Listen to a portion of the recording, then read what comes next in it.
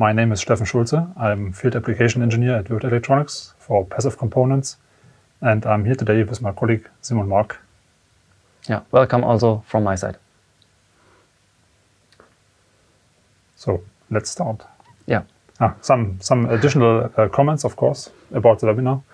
I would like to mention, if you have any questions, you can ask any question during our webinar using the chat function. And if you look in the chat tab in your web browser, there's a small question mark in the top right corner. If you click on it, you can type in your question and we will later then see it and also answer it. Our presentation will be about 30 minutes. And after this, finishing the presentation, we will answer your questions. So for about 10 to 15 minutes. Okay. Then I will start with my part about simulating of COM mode chokes. And therefore you see now my screen, I think. Yeah, now it's working. And here is our catalog for our components from Würth Elektronik. And to find or to search for the passive components and for the COM mode chokes, you have to go to the part of passive components. And here you have lots of different categories like EMC components, power magnetic, signal communications. And our EMC components are the area where the COM mode chokes are inside. And here you have two different kinds of COM mode chokes. One is the COM mode chokes for low voltage and data lines, like for Ethernet and so on, and also for main power lines. And here you find different COM mode choke series, like for with nickel zinc, nanocrystalline, with nickel zinc core, or manganese zinc. And in our simulation today we will look on the COM mode choke, which is horizontal, the CMBH. And inside you find the picture, some description about the size, and our articles, which contains also in the data sheet the simulation tool like RedExpert, and also lots of downloads. For our target, we will look on the 744 and ending on 310. This is the COM mode choke with 10 millihenry. We have here the data sheet. In the data sheet you see on the left side the drawing or the dimension, then you see the recommended hole pattern for designing in the PCB, and also the schematic, how the pin configuration is. And on the right side, the electrical properties, you can here check again for the inductance value, rated current, if it is good for your design. And on the second side, you see the graph, like the insertion loss for COM mode and differential mode, and on the right side, the impedance for the COM mode and differential mode. Here it is a little bit difficult to read the values. You can estimate it around, very rough, but to make it better, you can go to the catalog and go for the simulation file or simulation software or tool named RedExpert. And here you see all the 4 graphs in the area below. To read it a little bit better, you can make it bigger, and then go to the frequency you need, like here 100 kilohertz, and you can read it's around 43 dB of attenuation, or on the resonant point it is around 61. And yeah, it's very easy to use it, but it is not for like inside of LTspice or S-parameter. For this kind of simulation you have to go back, and on the top you have the LTspice library, which you can download or directly find in LTspice, which I will explain in 1 minute. And for the downloads you have the EDA models for Altium, for Eagle, for different other kinds of software, the CAD files to design it or to implement it somewhere, and also the electrical models for S-parameter or PSpice. Our LTspice library. For LTspice we open the LTspice Here I have the version 17.1.8, and inside of the LTspice you can go to the component button and then open the components, which are, you can see here. Then go to this contrib folder, go to Würth, and then you have the different categories. In our category was EMC components. It's very similar to the catalog. And here for the COM mode chokes, you can find a CMBH and also all different kind of COM mode chokes. You open it, place it, and then right-clicking it, and then you can choose the COM mode choke you need. In our case, it is for the 10 millihenry. You select it, press OK, and then it is selected. You can see it on the article number. But now, how to simulate it? You can use it directly in your circuit, but in our case, I want to show you a tool which we designed here at Würth Elektronik, which is easier to simulate to get the same values in insertion loss, in impedance values, so that you can check it and compare it to the datasheet or to the RedExpert. This is named 4-port simulation comparison, and you get it after the webinar in a file. You will get an email notification, and then you can download it. Here it is built up in this way that you have one circuit on the left side and a circuit on the right side. And this is the comparison circuit, or the two comparison circuits. And for integrating an COM mode choke, you have to right-click on the circuit, on the sub-circuit, and then open schematic. And then you have opened the circuit 1. And here you can place your COM mode choke, like we have discussed it. Go to the Würth folder, EMC components, COM mode chokes, and CMBH. Place it. Select the right one. Okay. On the circuit 2, the same. We can here choose the same one or a different one. I will start with a different one and then explain it how to use S parameters inside LTspice. For the 7 millihenry COM mode choke, we can compare it with the 10 millihenry file. One remark from my side, don't be confused with the port numbering in the sub-circuit. This is chosen arbitrarily, and you have to later then select the right port numbering, but this will be for the scattering parameters. Mm-hmm. So here for this schematic, you don't need to bother about the numbering. That it's not equal the same for each port. Yeah. The simulation will use some functions or some calculations. You can see it on the right side. By right-clicking on it, you see all the definitions and functions inside, and you have to copy it and paste it in your plot definitions. Otherwise, it will be not possible to draw the curves or the graphs. First, start your simulation, then a plot will appear. In your case, it will be empty. Then go to plot settings, edit plot definition files, and here select all and insert the new plot definitions and save it. And it will be a global plot definition file, so this will be every time you open LTspice available. You can also find and edit this file in the main installation folder of LTspice. Yeah. Now you have to close it and open again. The circuit is inside. Yeah, correct. And now you start the simulation.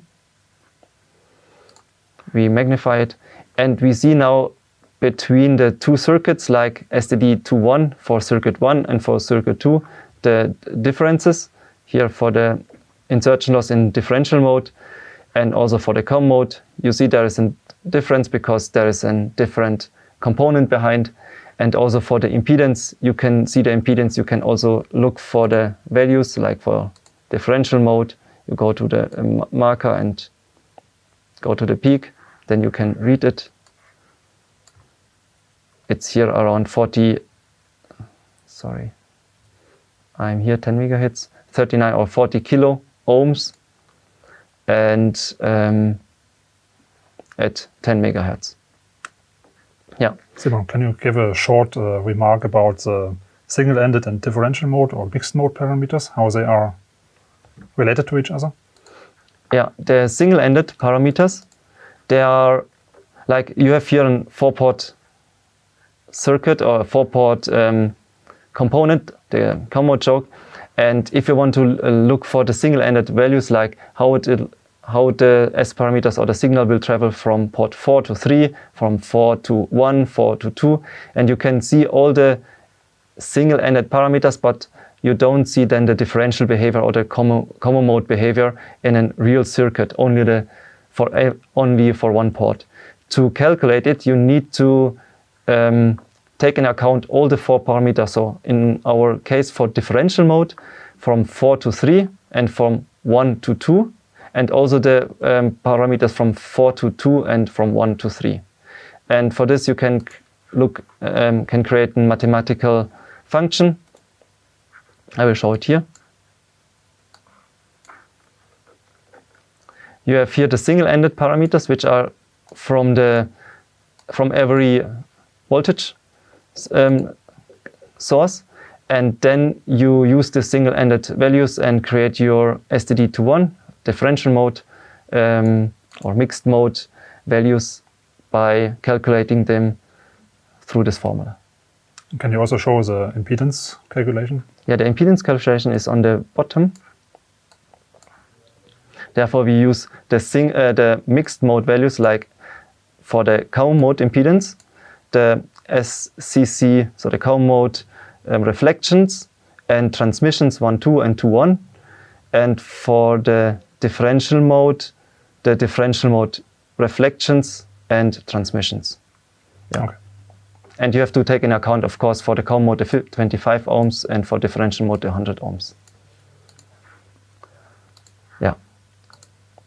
But now, what is if you only have S parameters and also want to compare it with the SPICE models inside? There is a possibility. It is named S2Spice. This is a software. You can download it from Yahoo Group or formerly. It was a former Yahoo Group, and now it's a groups.io. So if you look into this community and search for the S2Spice or simulating S parameters, scattering parameters, and SPICE, then you will find those tools. The old one used in the command line, but there's also an importation to the web, to the Windows world. So you'll find different versions there. We are using the old DOS or command line syntax program, and this will be demonstrated now by Simon. Mm-hmm. You need for this demonstration the S parameters, like we go here, download the S parameter file. Now it is inside of the folder. You can copy it to the folder where the S2Spice software is sitting, like here. So it's not needed to install it. Yep. Just put it there in a folder and you can... Mm-hmm. But to open it, you need the command line or the command window. And here to change the directory, you need to change it by using this command and copy the address. And then, yeah, it's working. And now S2Spice.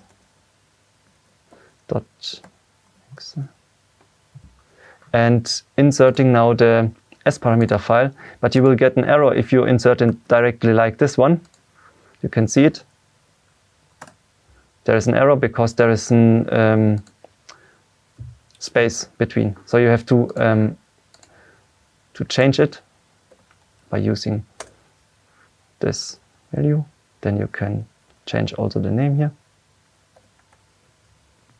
And now he's asking for the port, how many ports there are. We have 4 ports. And now he finished the calculations. Now we have here the lib file. If you open first the S4P file, You see in the top the header, then some testing setup like how it is measured with the number of points, bandwidth, the port definitions. This is in the datasheet 4312, and in our measurement setup it was a little bit different because of the fixtures and the network analyzer.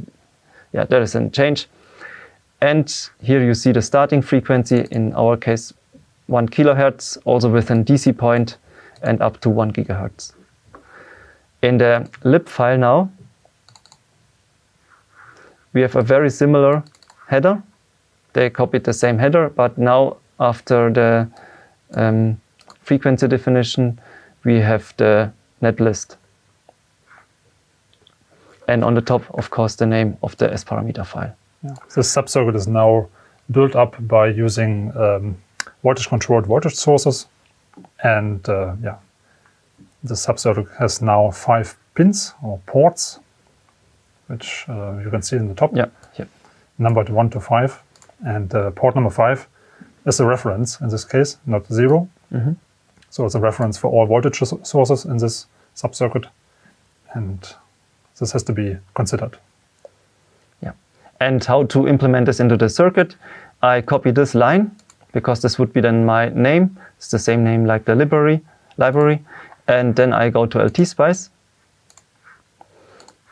I go to my formal circuit. I open the second circuit, for example, and I choose the same symbol because it's easier for me. Now I start to save it first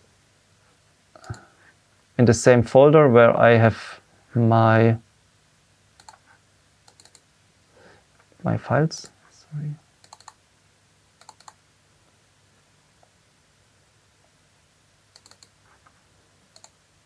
And this would be the name. Then I change it to the name, and I think it will be the same.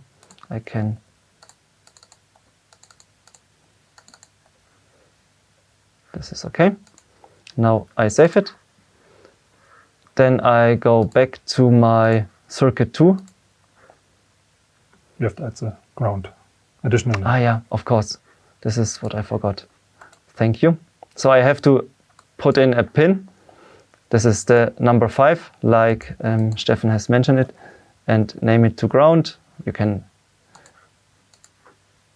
put it in here. And then you have to check the number of the ports, like port 1 is okay. Port 2, let's check with the S parameter file. It is here 3. And here is 2 and 4.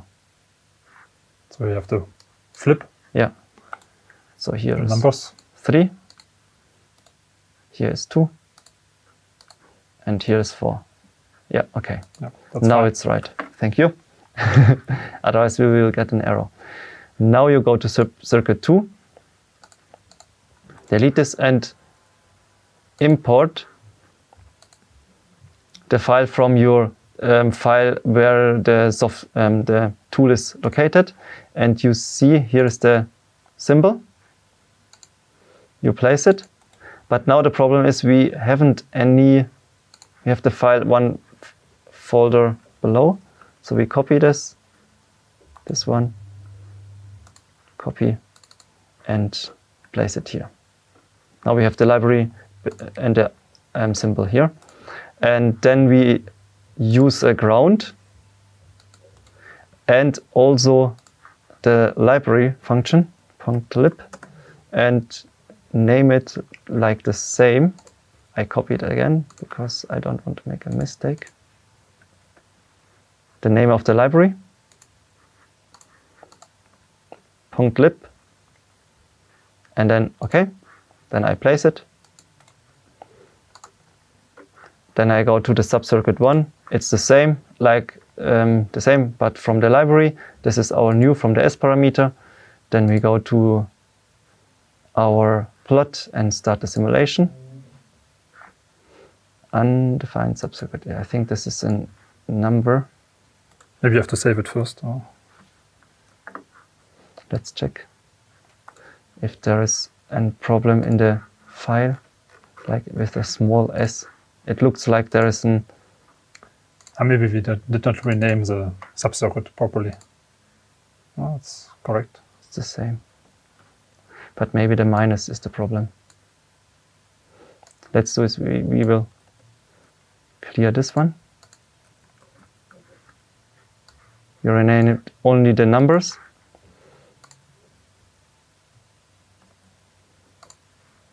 And then we go here. Save it. Go to subcircuit 2. Delete this and open it again.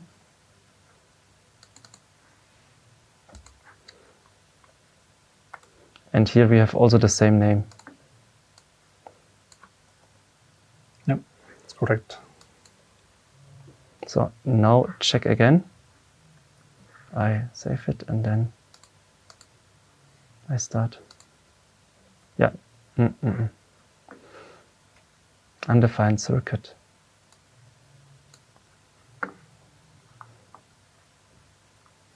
What did we do wrong?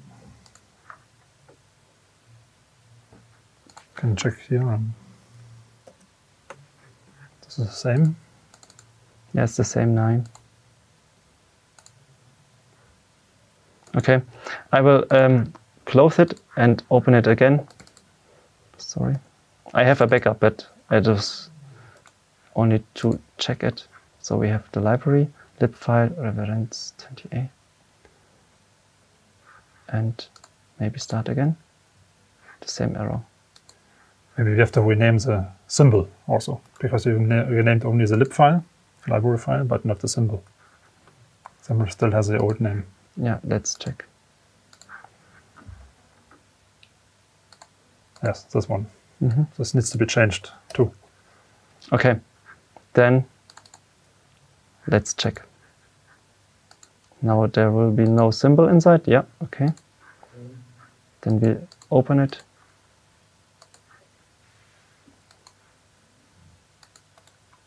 We have the ground, we have the library reference. Now it should be working.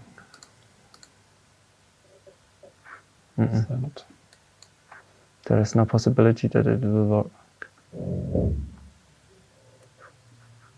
Then I have go to the backup and look if there is the possibility to use this one. This is formally created.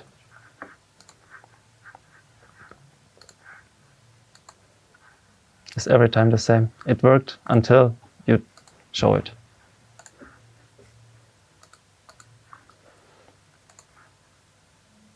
Oh, this is the wrong one.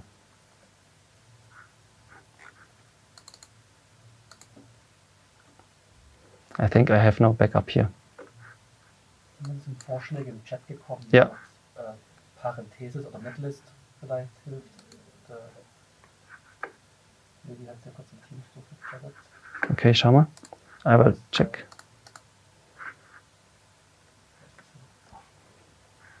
Klammern. Ja, aber das...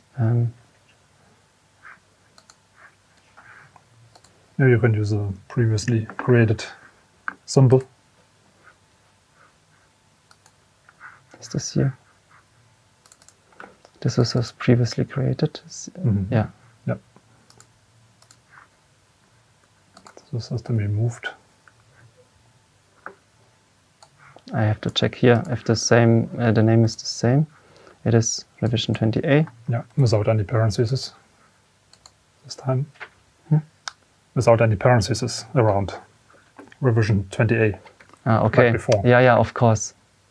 Yeah. So this could be the issue. Let's check this one.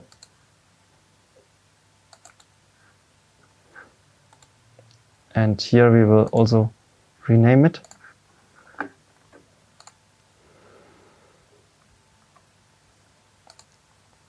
This one. Yeah.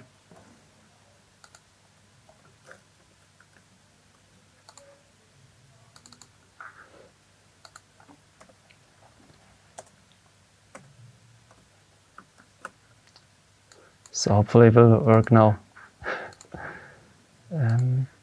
You also have to remove the parentheses. Yeah.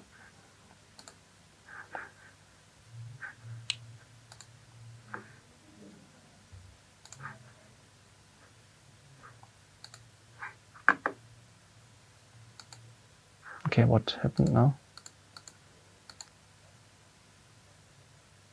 Yeah, now it worked. Thank you to the chat. And here we have the comparison between the S parameter and the lib file. And you see there is a very good matching, hopefully. There is not an error I told you. Yeah, this is the lib file integrated, and this is the S parameter file created from S parameters. And now you see the differential mode, the common mode, and also the impedance, very good matching to the lib file.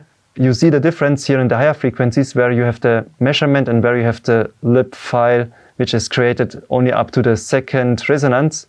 And yeah, there is much more information, but in our case not necessary, because for high frequency you don't need this attenuation or the common attenuation. But it is interesting to see it, and this is the way how you can use it, but without this error I have made. Okay. Yeah, sometimes problems occur and yeah, we have to fix it. So I think now your part will come for Yes. the S parameters. Then you can take it over. Yeah, we'll switch sides now, and I want to show you then the LTspice model of a mains network filter, which I have created. This can be seen here somewhere. And one back. This one. Mm-hmm. So here we have two sub-circuits, one for common mode excitation and one for differential mode excitation of a mains filter, a simple one-stage mains filter, using our previously seen and used common mode choke here, the CMB with 10 millihenries, and two additional X capacitors, which are also from our library, also from the integrated library. So our VCAP FTX2 series with 150 nanohenries. So 2 times these capacitors and 2 additional Y capacitors here, which are ceramic type safety caps, also from the internal library. And the excitation in this schematic here, the high frequency excitation we will find here, the common mode source as a voltage source with 1 volt amplitude and a series resistance of 1 ohms. And if you simulate now the voltage gain, so to say, from the input to the output side of the filter, then we will see a graph scaled in decibel. And this is a common mode attenuation. So with the positive values we see here, so we can reach with this filter up to 45-50 decibel common mode attenuation. And in the higher frequency range, so above several 10 megahertz, we find then the effect of the Y capacitors. So this is mainly due to the common mode choke filtering, and the higher frequencies due to the Y capacitors. And of course we can do the same with the same filter, but for differential mode excitation.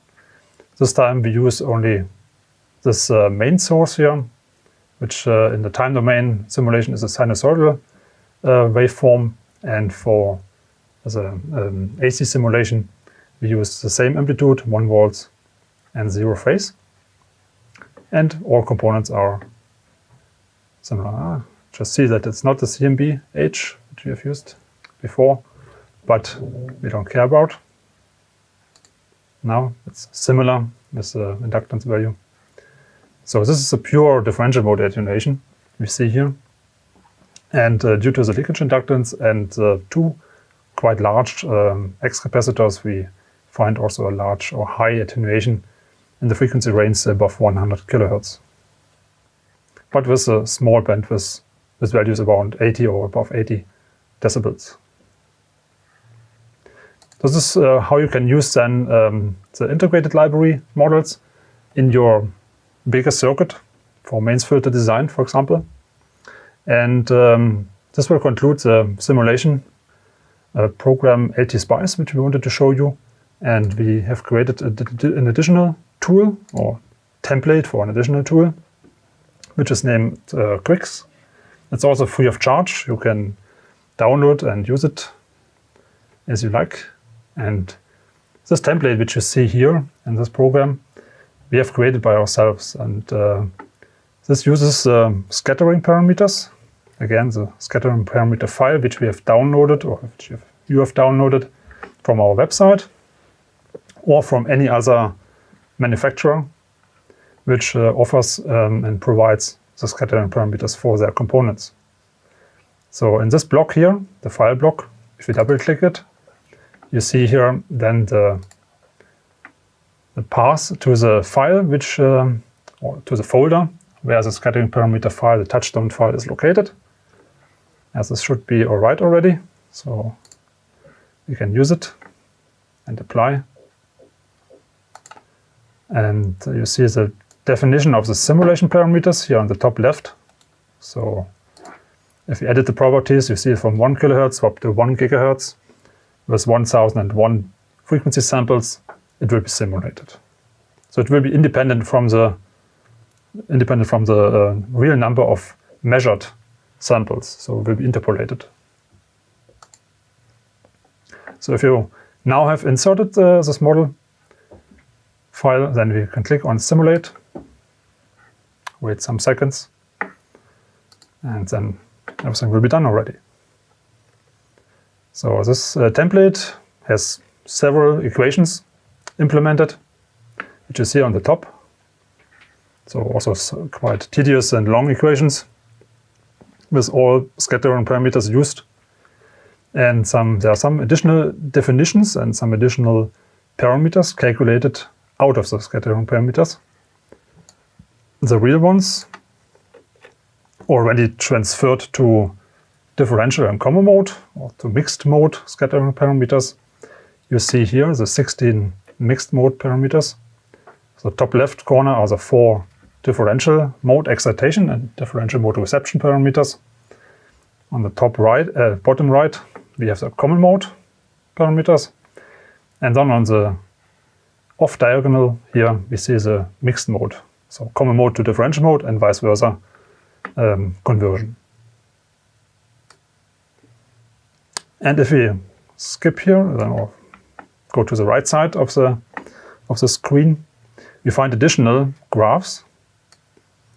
And for example here, this one is common mode and differential mode impedance, which we have seen before also in LTspice. So this should match up with the results which we have seen before. Those graphs are again then separately displayed. So here's a common mode impedance curve with a characteristic impedance resonance. And from this curve, for example, the main inductance is calculated automatically. So for each frequency, this is a red curve here. We can read here the main inductance, which is roughly 10 millihenries, plus minus some tolerance, of course. And the same we can do for the differential mode. So using this graph here, where it's linearly rising curve, then we can calculate the leakage inductance or stray inductance from that component, which is roughly 100 microhenries, which we can read here in this diagram. And then there are some additional parasitic capacitances, for example, calculated. So, of course, above the self-resonance frequency here, the component behaves more capacitively. And this capacitance we can read and calculate from 2 additional graphs here on the second line, second row. So this will be the common mode capacitance, which is the capacitance between the input and output side of the component, and the differential mode or interwinding capacitance we see here on the right side. And also the resistance can be extracted. So again, for differential mode and common mode separately. For common mode, the resistance which you can read here is mainly the core resistance, so which defines the losses of the component. Also the phase angle you can read, so magnitude and phase. And by inserting additional parameters here on the top left, equation 11, we have defined here the number of turns of this exact part number, the outer diameter, the inner diameter, and the height or the length of the toroidal core. And if you type in those numbers, which you can read by from the real component by measuring, for example, and calculating and counting the number of turns. Then you can also extract the permeability data, which we find here in this diagram. So this blue curve here shows the real part of the permeability, and the red curve is the complex or imaginary part of the permeability, which in our case, because this is a manganese zinc core in this series, we have a value of roughly 6,300 for the initial permeability. So by playing around with this template, which we also provide for you afterwards, you can look at parasitic parameters of different combo chokes and compare them with each other. And this will conclude our talk for today, and we are now waiting for your questions, or we will answer the questions which already have risen up in the chat. Thank you.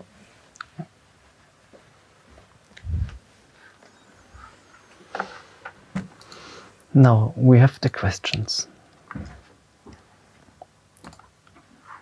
Should we start from the bottom?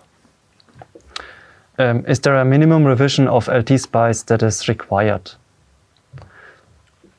I would say yes. In previous editions, starting at the version 17.0, there were also already included our libraries, but not fully. So the latest revision is 17.1, I think, 1.14 or 15. And in this revision, there are all libraries included, except some additional ones which also model the saturation behavior of components, but not for combo chokes, but for ceramic capacitors and for broadband, wideband ferrites. We also have separate models which are not in the main installation libraries of LTspice. Mm-hmm. We haven't tested the absolutely latest version of LTspice, which changed optically, I would say, but I think the libraries are still the same. Yeah, this is also my opinion. Okay, the second question, will these sample LTspice files in the libraries be shared? Yes, of course. Yes. Yeah. Who provides S2Spice app? I don't know. This is inside of this GitHub or what? No, it's a groups.io. If you search for it, this is a large community which was transferred from the Yahoo News Group, former Yahoo News Group. And there's a dedicated LTspice group with thousands of users worldwide. And just go to this site, groups.io, and search for S2Spice or simulating spice scattering parameters in LTspice or any other spice derivatives, then you will find it. And it's free of charge for downloading. Yep. Next question. Can this info be provided as an app note rather than a video? That's possible, yeah. He wants to write it for us. Maybe. Yeah, sure. This could be an option for us, as we are preparing several topics and as an application notes. Yeah, we will think about that. Mm-hmm. The next, I suppose the models you have created would allow evaluation of combo chokes as balloons or transformers.